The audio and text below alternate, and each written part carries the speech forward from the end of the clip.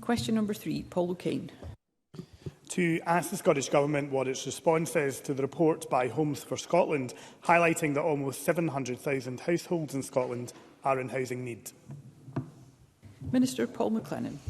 I welcome the consideration that Homes for Scotland has given this important topic and look forward to discussing it with them soon. The Scottish Government is investing £752 million through the Affordable Housing Supply Programme in 23-24, which includes a £60 million National Acquisition Programme. I continue to work closely with local authorities to ensure local housing needs are met. The Scottish Government has also commissioned research into housing insecurity and hidden homelessness to improve our understanding of people who are homeless but who do not appear in Scotland's official figures. This research will be completed by summer 2024.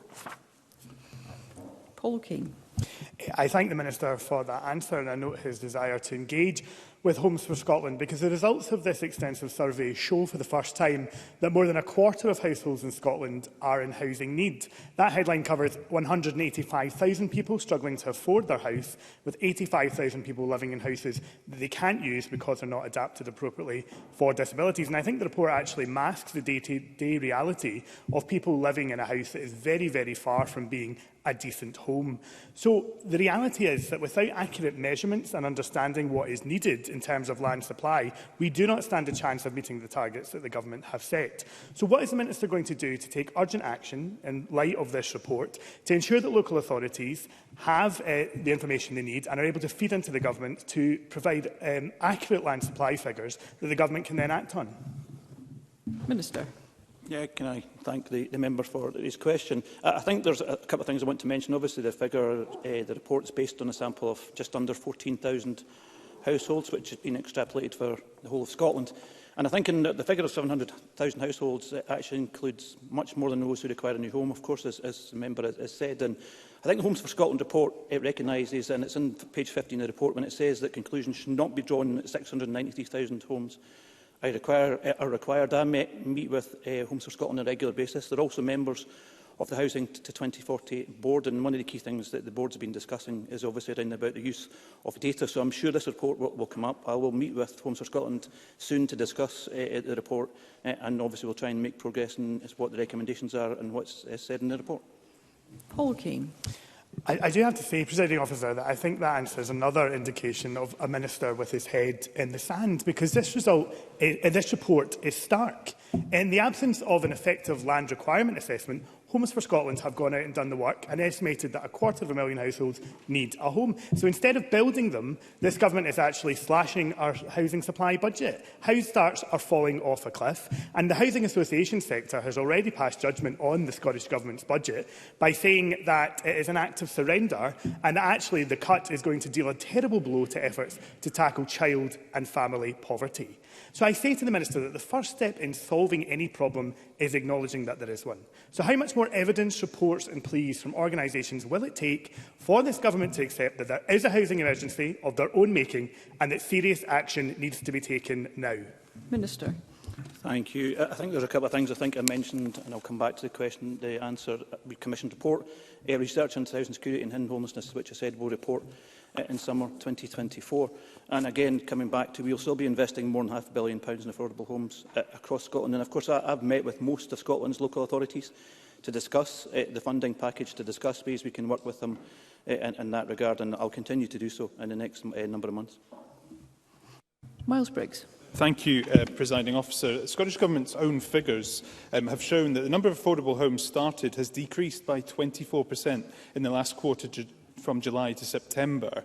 No one in the housing sector now believes the Scottish Government are on track to meet their housing targets. So can I ask the Minister, what review is being undertaken into these targets which the Government have set? They are really important, as Paul O'Kane has highlighted, to councils and housing associations actually meeting housing demands. And given the number of policies which have destabilised the housing sector, including the rent freeze, and many housing associations reporting that has meant they have had to completely look again at their funding packages for future development, what conversations are now taking place with housing associations to make sure that these projects do take place? Minister. Thank the member for his question. Two important points, I think, to member. I mentioned that I meet with housing associations and local authorities on a regular basis. I think there are two things that they've mentioned to me. One is obviously about the macroeconomic situation and where interest rates have sat. and where construction inflation has been over the last number of years as well. And speaking to the SFHA, they mention that as the biggest barrier that they have is the costs of borrowing. So hopefully we'll see a reduction in interest rates. I think the other key thing in terms of that is also the reduction in the capital funding that we receive. You know, a 10% cut. We have to manage that. So again, I would urge his colleagues in the UK government to look at that and try and support us more if he's really genuine about the point he's made. Ivan McKee.